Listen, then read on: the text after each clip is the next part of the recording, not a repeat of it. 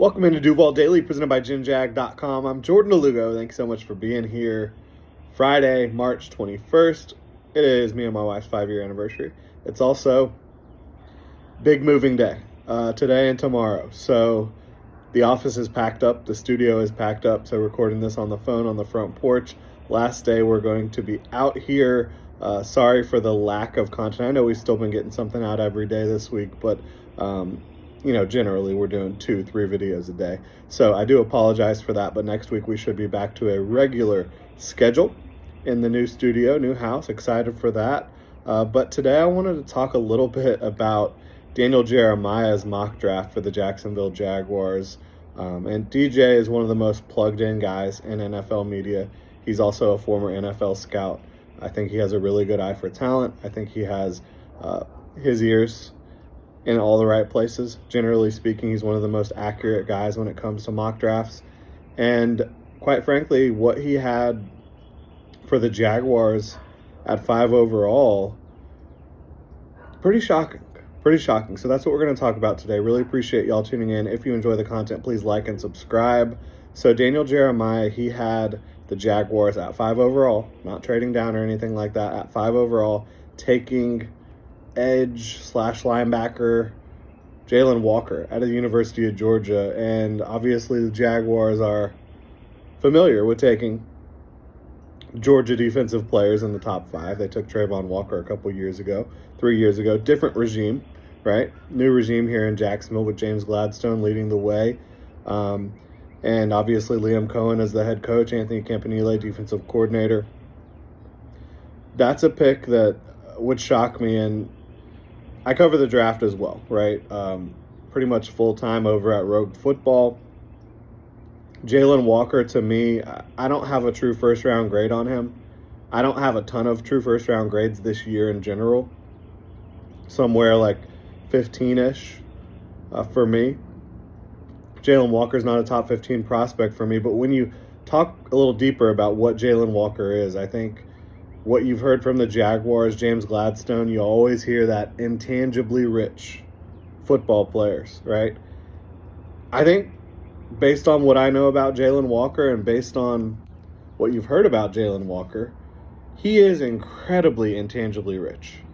And so I think the person side of this thing, Jalon Walker is absolutely a type of person that the Jaguars would want in their building. I really do. But the football evaluation part of it and the team fit part of it, that's where I kind of pause, right? Like, I don't think you draft him, as an off-ball linebacker at 5 overall, especially when you have Foye Oluokun, Devin Lloyd, Chad Muma, Ventrell Miller. The list goes on and on at off-ball linebacker, right? And I just don't think the value is there. And I think even if this guy projected to be like the best off-ball linebacker ever, right? There is still so much inherent risk with drafting an off-ball linebacker that high, because you look at so many of the off-ball linebackers that have gone that high, and it has not worked out well. There's been a lot of guys that were can't-miss off-ball linebackers that did not work out in the NFL, first-round picks. And then again, the value of it all, right? You can find good off-ball linebackers that fit your system in free agency every year. You can find them later in the draft every year. And then there's the fact that you just don't need an off-ball linebacker. And then there's the fact that as an off-ball linebacker, what he was asked to do at Georgia just does not feel like something that he's going to be asked to do in very many NFL defenses. He was basically just hunting constantly. It didn't feel like he had very many NFL coverage reps on his tape. I think that as a downhill thumper, as somebody who can run sideline to sideline, as somebody who can spy the quarterback and blitz, there's a lot to get excited about with Jalon Walker. I do think he's a good athlete. I think he's an explosive, violent athlete. But you don't see much turning around and dropping into coverage. I think you can cover the flats, certainly. A lot of guys can do that. So as a linebacker, I just haven't seen a lot. I think it's a complete projection and bet and gamble to say that he can be a big-time off-ball linebacker. Most people consider him an edge prospect. When you talk about him at edge, he doesn't have a lot of true edge reps. He doesn't have a lot of true pass rush reps. And the ones that he does have, it doesn't look like you have very much nuance. It doesn't look like you have a lot of refinement.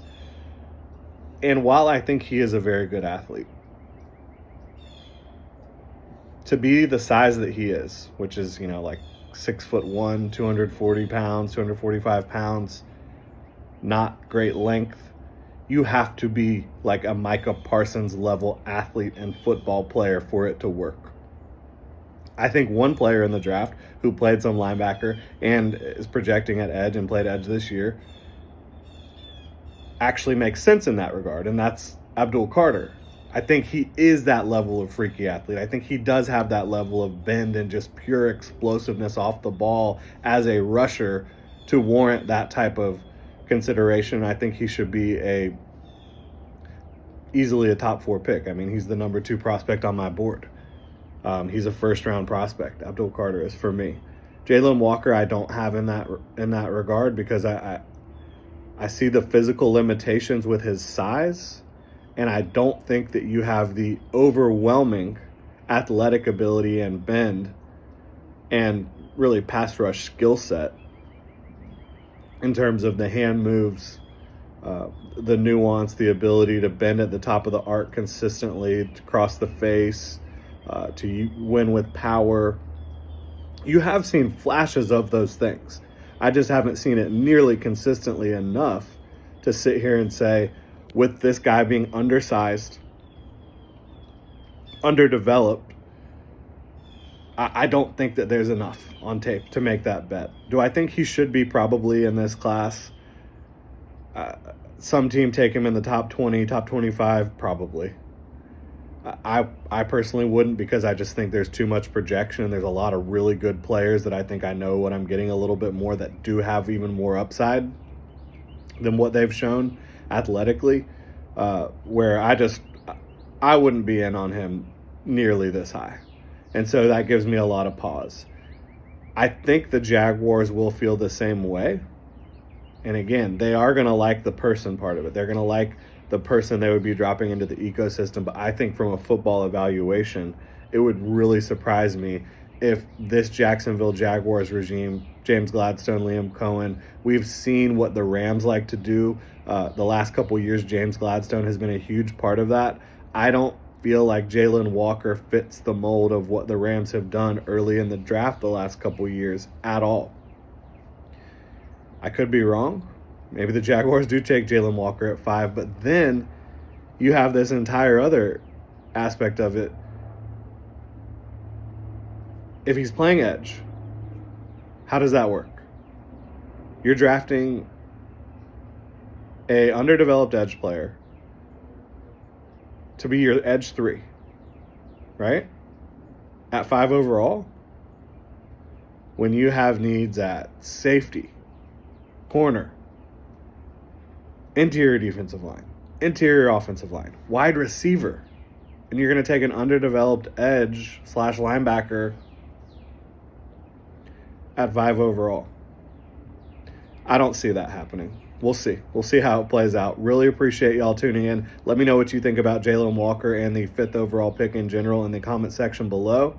We'll be back with you Monday. Y'all have a good weekend, Duval.